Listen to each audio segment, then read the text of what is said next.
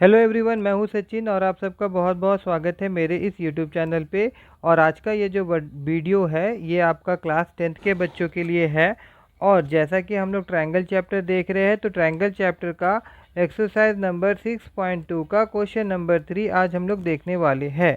ठीक है, तो चलिए देखिए इस क्वेश्चन को एक बार मैं रीड कर देता हूँ। इस क्वेश्चन में हम लोगों को एक फिगर दिया गया है, फिगर 6.18।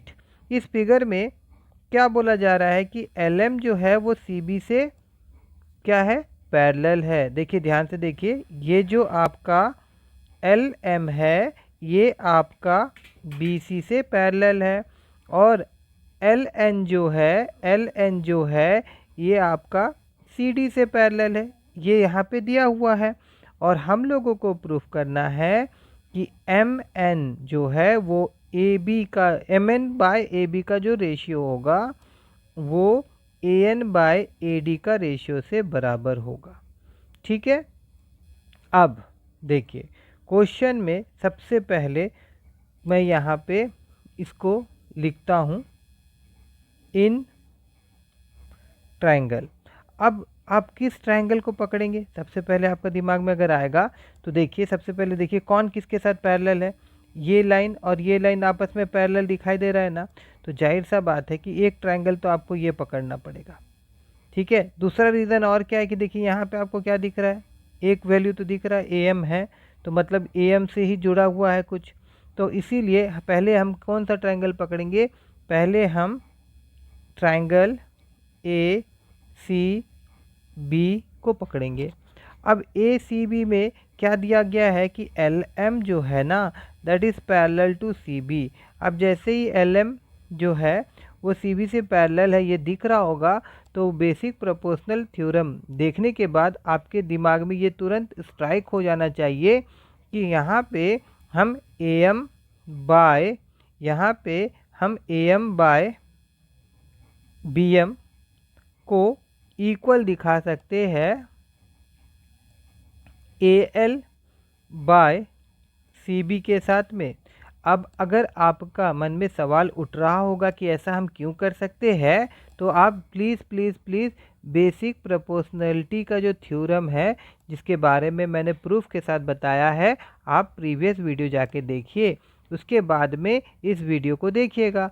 ठीक है ना, तो यहाँ रीज़न मैं लिख दूंगा by BPT, basic proportional theorem. क्योंकि आपको मैं एक बार यहाँ पे बता दूँ बेसिक प्रोपोर्शनल थ्योरम का, देखिए मैं फिर भी एक बार बता देता हूँ। बेसिक प्रोपोर्शनल थ्योरम का कहना ये है कि अगर कोई ट्रायंगल है ABC और उस ट्रायंगल का दो साइड से टच होते हुए एक लाइन अगर जाता है और वो लाइन अगर BC थर्ड साइड के साथ पैरेलल होता है, थर्ड साइड के साथ पैरेलल होता है, जैसे कि ये पॉइंट अगर मैं यहाँ पे D बना दूँ और यहाँ पे E बना दूँ, और यहाँ पे ये बात हम लोगों को दिया होगा कि DE जो है वो BC से पैरेलल है, तो मैं कह सकता हूँ कि AD बाय BD का रेशियो इक्वल होगा AE बाय CE का साथ। ठीक है, अब आई थिंक आप लोगों को समझ में आया होगा कि ये लाइन मैंने क्यों लिखा और मैं क्यों लिख सकता हूँ। ठीक है, अब उसके बाद में अगेन अब दूसरा ट्रायंगल देखिए, इसमें बची कौन सा रहा ट्रायंगल, ये ट्रायंगल मिल रहा है हम लोग को नेक्स्ट। ठीक है ना, मैं रेड कलर से बना के देखता हूँ, एक ट्रायंगल वो हो गया, अभी एक ट्रायंगल ये हो गया।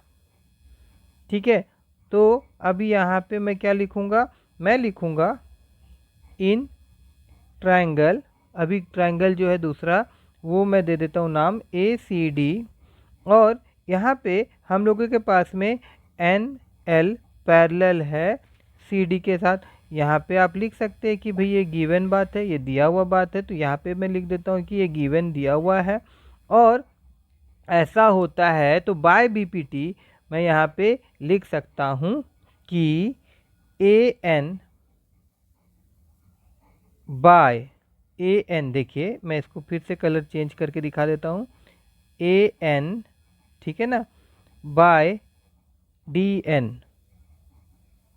बराबर होगा किसके साथ में, तो AL बाय CB के साथ में। और क्यों होगा तो आप यहाँ पे फिर लिख सकते हैं by B P T. I think clear हो रहा होगा आप लोगों को, ठीक है ना। अब गौर करने वाली बात ये है, मैं यहाँ पे दिखा दूँ, देखिए ये वाला चीज़ को आप ध्यान से देखिए, ये वाला चीज़ को और ये वाला चीज़ को आप ध्यान से देखिए, दोनों आपस में इक्वल है।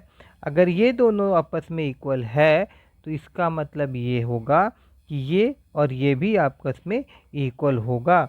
मतलब कि अगर मैं लिख दूं कि ए बी के बराबर है और सी जो है वो भी बी के बराबर है, तो क्या हम ये नहीं कह सकते कि ए जो होगा वो सी के बराबर होगा? लिख सकते हैं ना। बस उसी तरह से इधर मैं इसको हटा देता हूँ, ठीक है।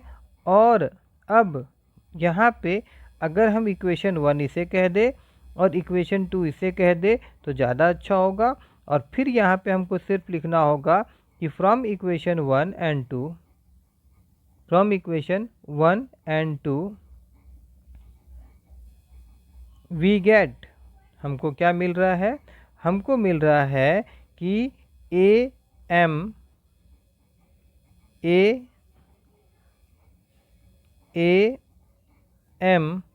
बाय बी एम बराबर है A N by D N के, ठीक है। यहाँ तक क्लियर हुआ होगा आप लोगों का, है ना।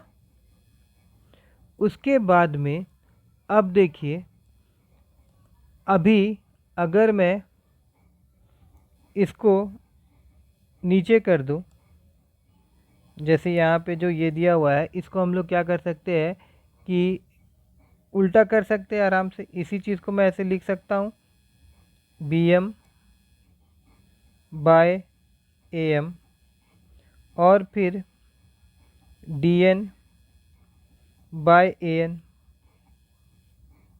ठीक है। ऐसा क्यों कर रहा हूँ? तो देखिए मेरे को ना यहाँ पे नहीं, देखिए ए बी चाहिए, क्या चाहिए मेरे को? A B. ए बी ऐसे नहीं आएगा। ए बी के लिए मेरे को क्या चाहिए? A M plus M B चाहिए। तो अब यहाँ पे अगर नीचे मैं ए एम कर देता हूँ ना, तो मेरे को ये वाला वैल्यू मिल जाएगा।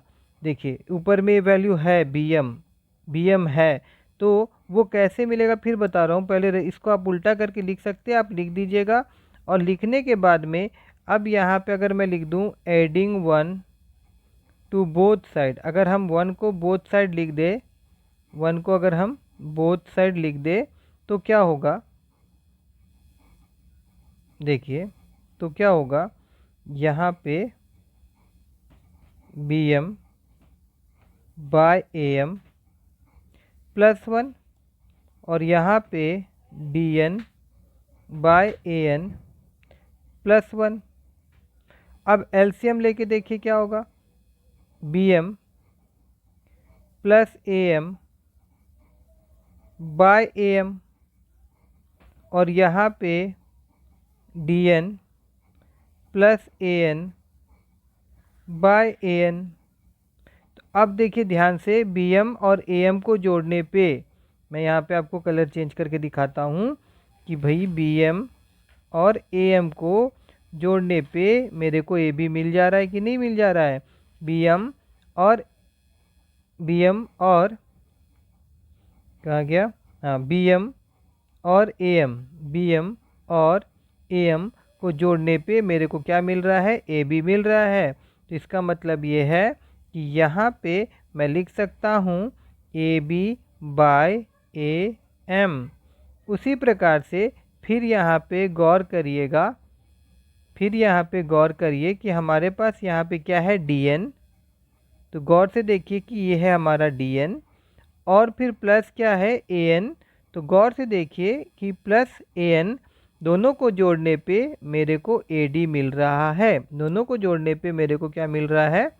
ए डी मिल रहा है। तो ये हो जाएगा A D by A N, A D by A N, ठीक है। अब हम लोग इसको क्या कर सकते हैं, हम लोग को प्रूफ क्या करना था? हम लोगों को प्रूफ जो करना था वो था आपका A M by A B और A N by A D, ठीक है। तो यहाँ पे हम लोग अगर इसको उल्टा कर दे, उल्टा हम लोग कर सकते हैं, उल्टा अगर हम लोग कर दे तो ये क्या हो जाएगा? A M by A B is equal to AN by AD। तो देखिए ये प्रूव्ड हो गया ना, ठीक है, ओके। चलिए, और अगर रीज़न अगर लिखना चाहते हैं यहाँ पे जो मैंने चेंज किया था, तो रीज़न में आप यहाँ पे एक रीज़न लिख सकते हैं, ठीक है ना। यहाँ पे आप बोल सकते हैं कि ऑन टेकिंग रेसिप्रोकल